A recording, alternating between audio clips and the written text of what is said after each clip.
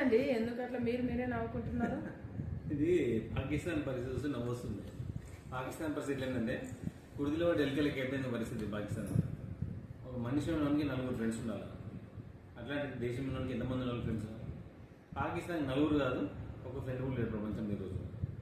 పక్కన ఉన్న ఆఫ్ఘనిస్తాన్తో friendship లేదానికి, and వాళ్ళ దేశంలో ఉన్న బలోచిస్తాన్ కూడా మంచిగా రిలేషన్స్ లేవు. బలోచిస్తాన్ డైలీ చంపుతుంది వాళ్ళ ఆర్మీ వాళ్ళని. ఆఫ్ఘనిస్తాన్ రెడీ ఉంది కొట్టడానికి. మనం మూవ్ అంటే ఆఫ్ఘనిస్తాన్ వేసేస్తుంది వాళ్ళని. అమెరికా యుద్ధ విమానాలు మన దగ్గర ఉన్నాయి.